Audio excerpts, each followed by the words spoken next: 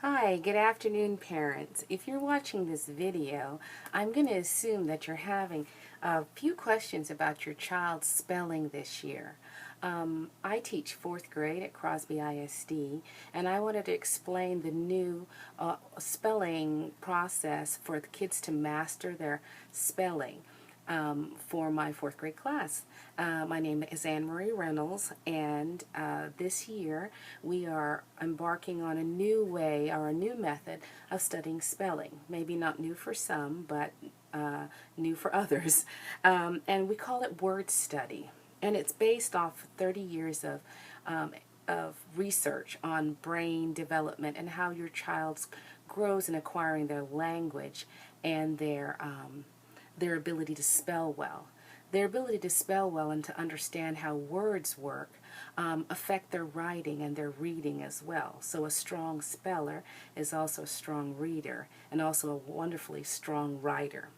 All right, so the way the brain is made is we begin with our alphabet and we learn those symbols, and then we start to pick up patterns, and then after that we start understanding the meaning of words and how words are constructed.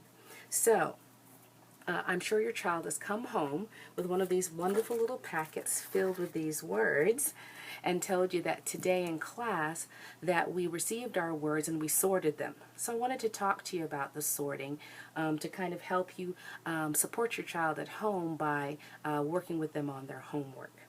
All right, so first things first, every Monday in my class and on different days in other classes, they receive a spelling list. This spelling list is based on an assessment we make that is in depth to find out what levels of spelling instruction they might need. So each list is individual to the student. We think this is a highly advantageous road to take with a child so that you can address exactly what is going on in your child's mind and help them to be the best spellers they can possibly be. So, after that assessment is made and we figured out what level they are, we choose words specific to your child's brain or your child's development in spelling and word study. So in my classroom on Monday, I will walk you through the week, and then I will go ahead and speak to you about how you can help them with homework.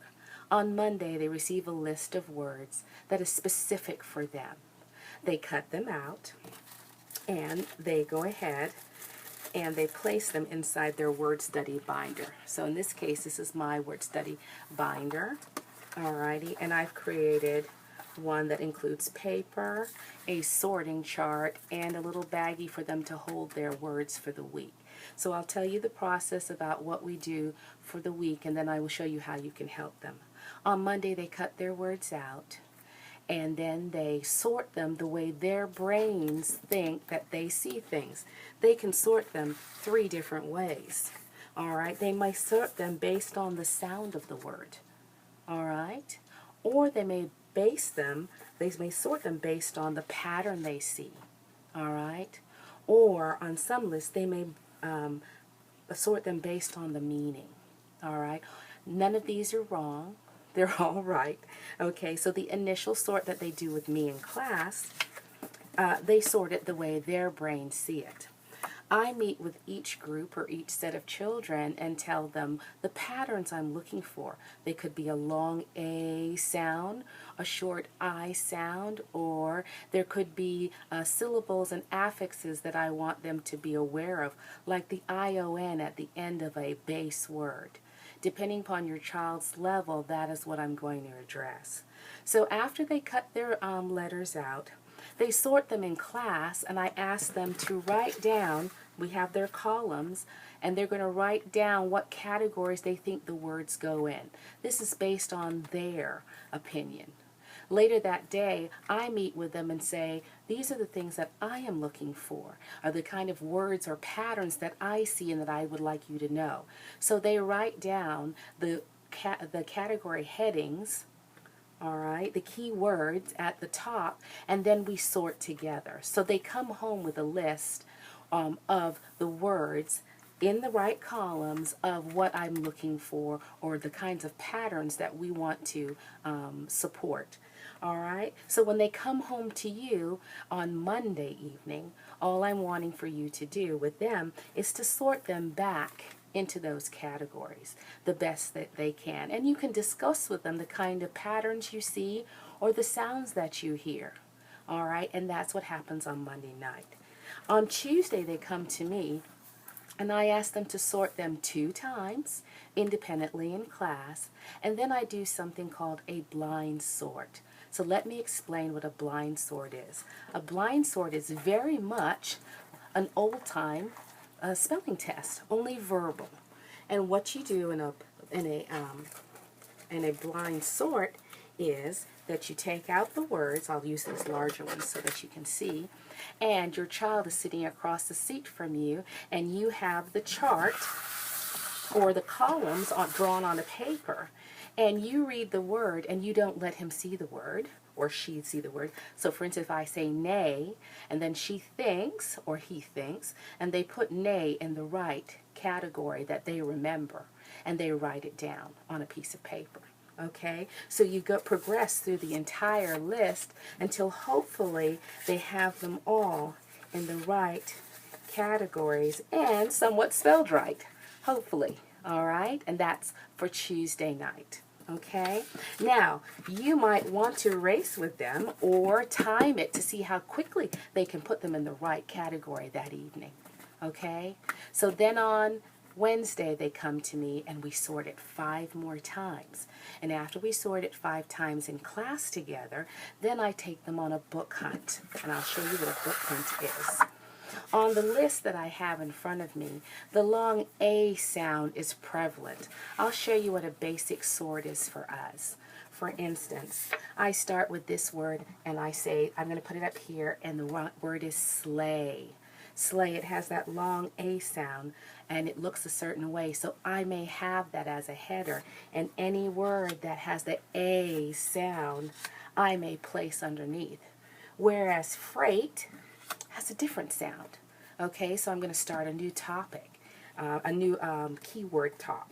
And then sway, sway, that has a sound as well. All right, and veil, veil has a different sound. So I proceed to go through and sort the words out as they sound. All right. Steak is another possibility. All right. So once they've gotten used to the different sounds that a sound can make, steak or veil or freight or sleigh, I take them on a book hunt. And this is where they take an AR book that they've brought home or a book that they are familiar with, and they start searching when they're reading for that same A sound. And when they hear that A sound, then they write it down in a book. So for instance, if I'm talking about the long A sound, I'll read to you from this first chapter, this first paragraph. The night before the start of 4th grade, Leon Zeisel was on pins and needles. He lay in bed thinking about just one thing, an envelope. That lay word has that A sound, and they can write that down on a piece of paper inside their inside their word study folder, or on a separate piece of paper. I would hope to get 2 or 3 words that go in each category as they read. If their AR books proves too difficult for them to find the words, help them find a book that they're familiar with and that they are willing to work with. And it's a fun activity because it's almost like playing detective. And like I tell my kids that you're kind of a word detective and you're looking for these sounds. So that's a book hunt, okay? So let me go back and pull these up. All right. So that's what they would have done with me on Wednesday. So Wednesday night, all right, I would ask you to repeat the book hunt again for them on Wednesday night. Now on Thursday, I would like you to do a writing sort to prepare them for the spelling test that is going to come on Friday. On Thursday, you're going to read the words out loud and in a random order, and hope that your child will write them in the right categories and spell them correctly. If they spell something incorrectly, repeat the word so they get a chance to practice spelling it correctly. Now, when they come to me Friday morning, I am going to have them glue their words down in place in the right category before I administer their spelling test. So they will put them in the right order and have one more chance to see them glued down, and then I will go ahead and administer the spelling test to your child, the particular spelling test made for your child. And these words now will be glued inside your word study folder. At that point, starting the following Monday, I'll give them a new set and they will start all over again. All right. Now, on Thursday, we will play spelling games particular to their strengths and weaknesses and spelling. I hope that this helps a lot for you to understand the process of doing spelling homework with your child in a word study. I've seen marvelous results in it. It helps children see the patterns in spelling and understand from a higher level spelling list, start to grasp the meaning. Alrighty. Thank you so much.